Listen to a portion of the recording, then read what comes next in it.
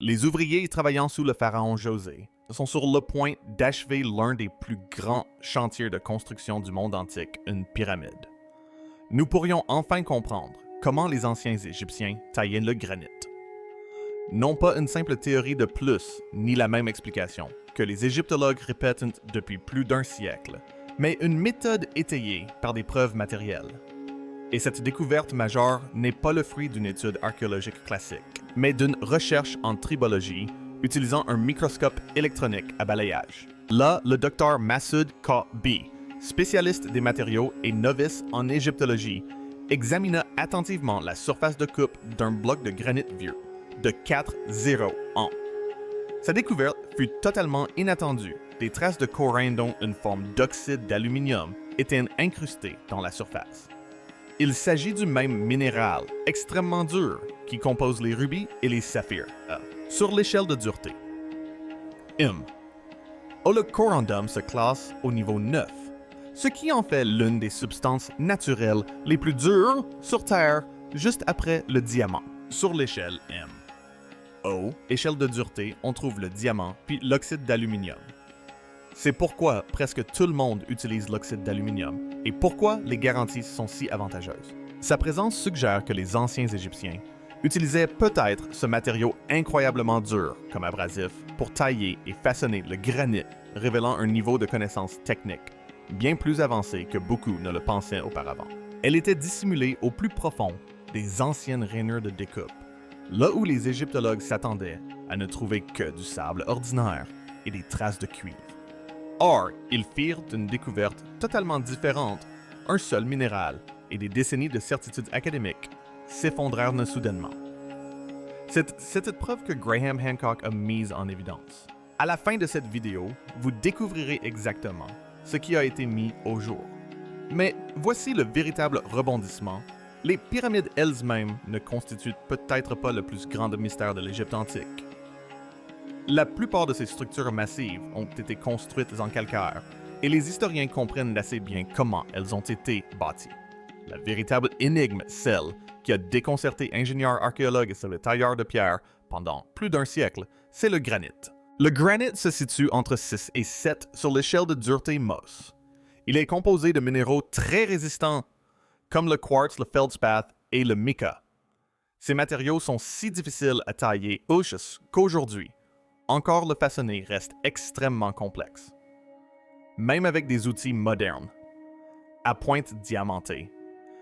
Travailler le granit est long, coûteux et extrêmement exigeant, ce qui rend le travail de précision réalisé sur le granit dans l'Égypte antique d'autant plus fascinant. Pourtant, les anciens Égyptiens semblaient le façonner presque comme de l'argile. La chambre du roi à l'intérieur de la grande pyramide de Gizeh est entièrement construite en blocs massifs de granit, dont certains pèsent plus de 70 tonnes. Au temple de la vallée de Khafre, situé à proximité d'énormes pierres de granit, sont assemblés avec une telle précision que même une lame de rasoir ne pourrait s'y glisser. On y trouve également des statues sculptées dans des blocs de granit uniques, dont les détails de surface sont si lisses et raffinés qu'elles semblent presque avoir été fabriquées à la machine. Il y a ensuite les carottes de forage découvertes sur des sites antiques. Ces carottes révèlent des rainures en spirale creusant profondément la roche à des vitesses d'avance, qui laissent les ingénieurs modernes perplexes. Lorsque Christopher Dunn, ingénieur de production phare de plus de 40 ans d'expérience dans l'usinage de précision, examina lui-même ces objets en granit, sa réaction fut immédiate. Le niveau de précision qu'il constata était extraordinaire. Il remarqua des surfaces pleines, au millième de pouce, près sur plusieurs mètres, et des trous de forage parfaitement circulaires sur toute leur profondeur. Selon Dunn, il ne s'agissait pas seulement d'exemples impressionnants de savoir-faire ancien. Leur aspect était industriel. Après avoir passé sa carrière à travailler avec des machines à commande numérique et des composants de haute précision, il a conclu que le travail réalisé par les anciens Égyptiens sur le granit égalait voire dépassait, dans certains cas, les normes de fabrication modernes, non pas de manière approximative, mais avec une précision remarquable. Quelle est donc l'explication officielle? Selon la théorie traditionnelle, les anciens Égyptiens utilisaient des outils en cuivre avec du sable comme abrasif, ainsi que de lourds pilons en dolorité et une grande patience. Or, cette idée présente un problème majeur. Le cuivre n'a qu'une dureté de 2 à 3 sur l'échelle de Mohs, tandis que le quartz contenu dans le granit atteint environ 7. Lorsqu'on tente de tailler un matériau beaucoup plus dur, avec un outil plus tendre même avec du sable abrasif, l'outil s'use ou se casse, généralement bien, avant que la pierre ne cède.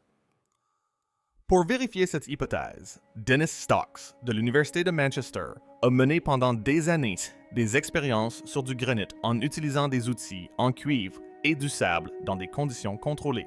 Les résultats étaient intenses et frustrants. La progression de la découpe se mesurait souvent en fractions de millimètres par heure. Les outils en cuivre s'usaient rapidement, et les coupes obtenues étaient grossières et irrégulières. Rien à voir avec les surfaces lisses et précises des artefacts égyptiens antiques. Stocks lui-même admit que ses expériences soulevaient plus de questions que de réponses. Le martelage du Derrit permet de façonner le granit, mais à un rythme extrêmement lent. Même la formation d'une petite surface de granit par martelage répété peut prendre des centaines d'heures. Si l'on transpose cela à un granit comme celui utilisé dans la Chambre royale, de la Grande Pyramide de Gizeh, le travail nécessaire atteindrait des millions d'heures rien que pour le travail du granit. Et aucune de ces méthodes n'explique l'incroyable précision de ces structures. Certaines surfaces de granit sont pleines au millième de pouce près. Les trous de forage restent parfaitement circulaires de haut en bas. Les coupes salacies sont droites et parallèles sur plusieurs mètres. Une telle précision est inattendue pour de simples roches et des outils en cuivre tendre. Pendant des décennies, Graham Hancock n'a cessé de le souligner. Son argument était simple. Les preuves matérielles ne semblaient pas correspondre à l'explication conventionnelle. Selon lui, un élément important manquait à l'histoire. Mais la réaction de l'archéologie officielle était généralement la même. Hancock n'avait pas de formation en archéologie. Ses idées étaient considérées comme marginales. Ces questions de la vie de beaucoup ne méritaient pas d'être prises au sérieux. Aussi pendant des années, fut-il largement ignoré jusqu'à l'apparition d'une nouvelle perspective. Un élément qui pourrait avoir comblé la pièce manquante. Et c'est cette découverte qui vous a incité à cliquer sur cette vidéo. C'est là que l'histoire prend une tournure surprenante. En 2022, Graham Hancock s'est associé à Masud Garb, un scientifique qui étudie la tribologie dans un grand institut de recherche. Garb ne participait pas au long débat sur l'Égypte antique. Il abordait le sujet simplement comme un scientifique désireux de résoudre une énigme technique. Ensemble, ils obtinrent l'autorisation d'examiner des artefacts en granit de l'Égypte antique à l'aide d'outils de laboratoire performants, notamment la microscopie électronique et balayage et la spectroscopie des rayons X à dispersion d'énergie. Ces instruments permettent d'analyser les surfaces à une échelle incroyablement réduite, révélant des détails bien au-delà de ce qu'un microscope classique peut observer. Au départ, le Dr Garb s'attendait à confirmer ce que les égyptologues affirmaient depuis des décennies. L'explication communément admise suggérait que le granit avait été taillé à l'aide d'outils en cuivre et de sable, comme abrasifs. Il supposait donc trouver des traces de grains de sable et de résidus de cuivre, les signes chimiques de ce procédé. Mais ce n'est pas ce qui est apparu au microscope. Les marques d'usure ne correspondaient pas à celles laissées par le sable. Les rayures étaient différentes.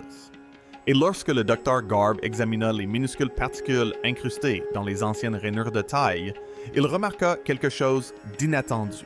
À l'intérieur de ces rainures vieilles, 401 se trouvaient des traces de corundum, un minéral qui se classe 9e sur l'échelle de dureté MO. Cela en fait l'un des matériaux les plus durs que l'on trouve dans la nature, juste après le diamant.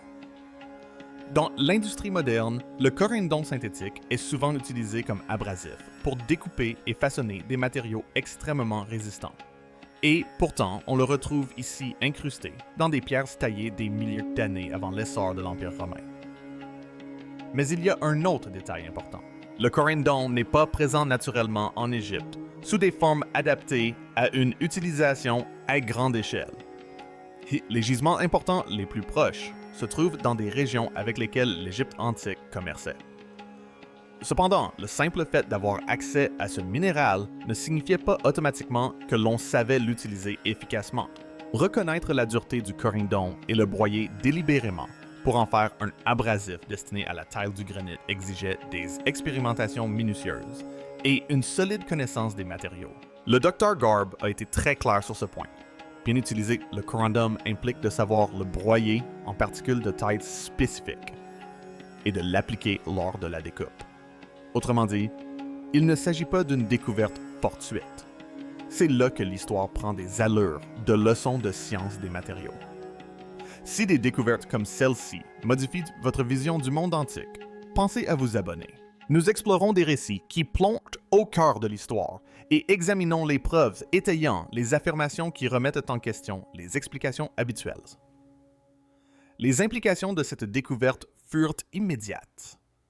Si les anciens Égyptiens se procuraient intentionnellement du corundium par le biais d'un commerce à longue distance, le broyant en particules, de taille précise, et le mélangeant à des pâtes à polir, alors ils maîtrisaient peut-être les propriétés avancées des matériaux bien mieux que ne le suggèrent les interprétations traditionnelles. Mais la découverte d'un élément au microscope constitue un indice et non une preuve définitive. Graham Hancock avait bien compris cette différence.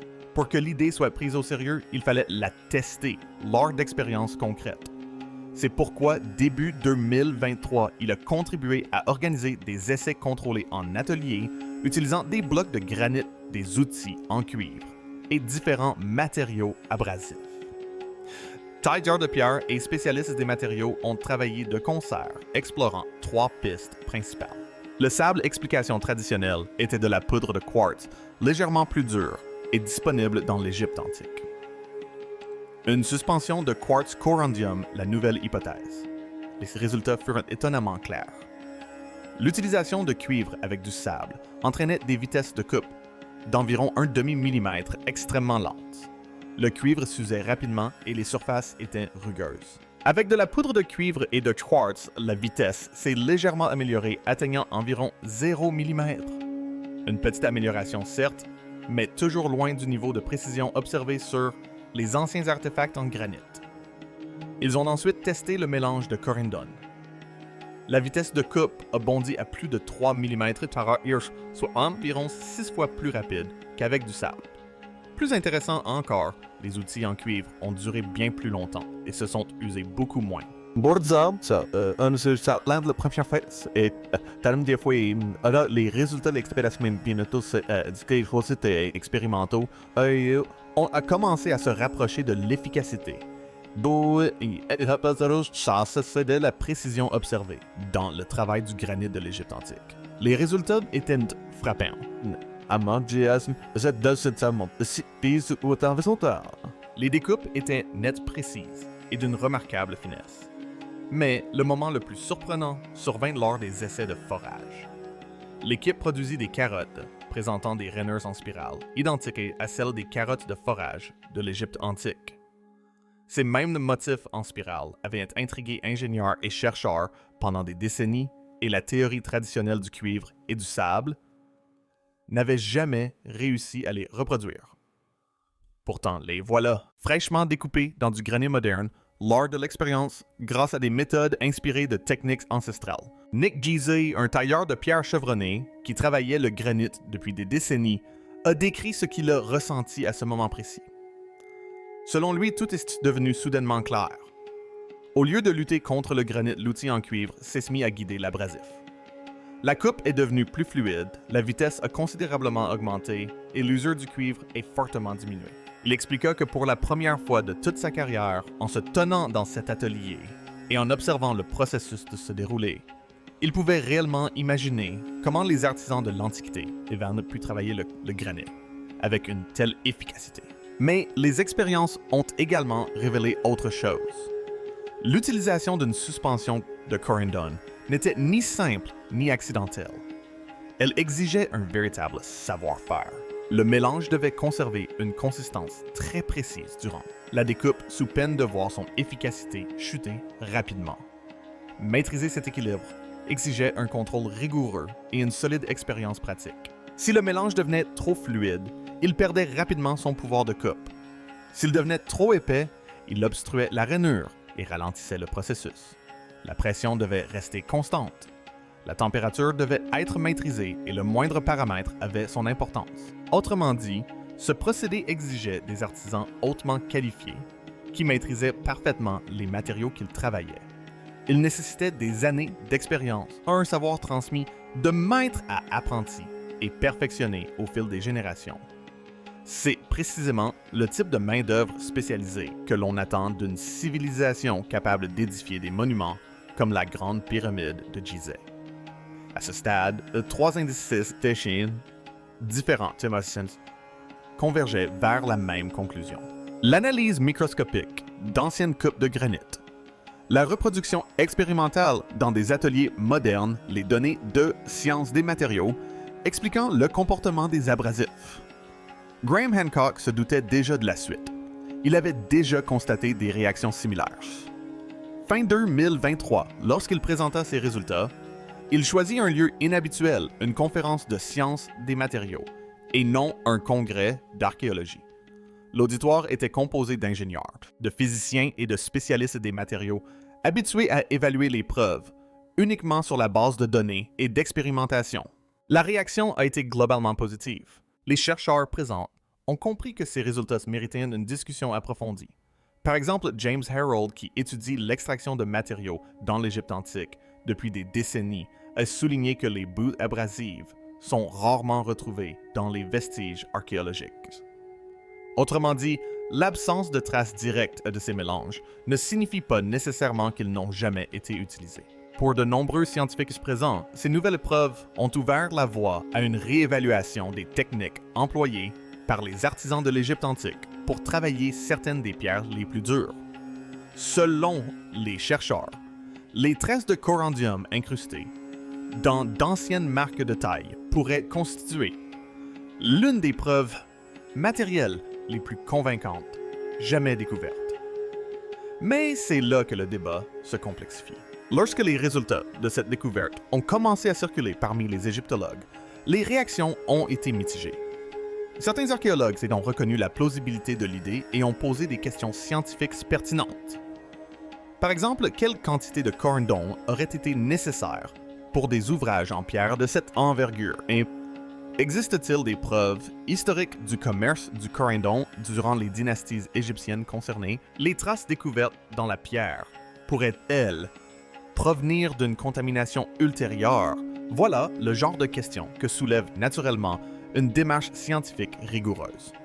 Pourtant, tout le monde ne s'est pas concentré sur les détails scientifiques. Dans certains cas, la conversation a dévié vers la personne qui présentait l'idée Graham Hancock. Hancock a longtemps été une figure controversée en archéologie, notamment en raison de son précédent ouvrage, L'empreinte des dieux, qui proposait des interprétations alternatives de l'histoire antique. Pendant des décennies, de nombreux chercheurs ont critiqué son travail et qualifié ses idées de marginales.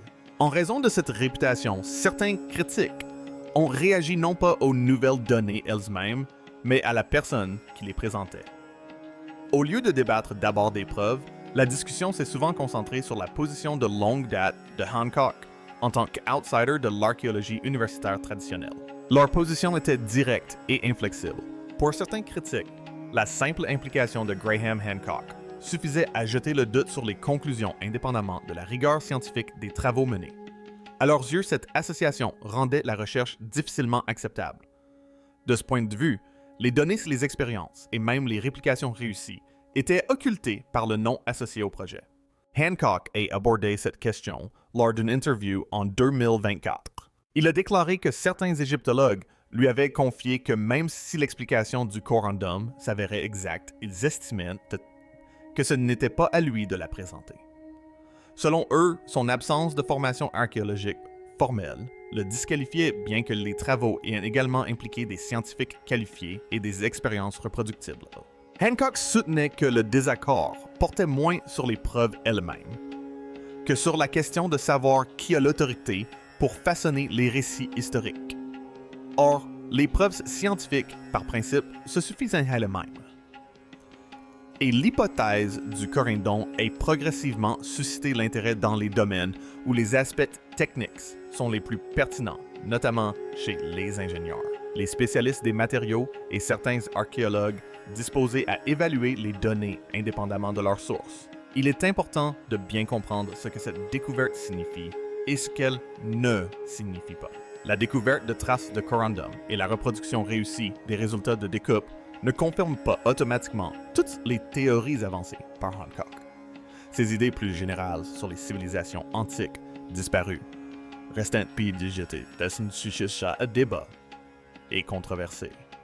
Cependant, concernant une question précise, comment les anciens Égyptiens parvenaient-ils à tailler le granit avec une telle précision?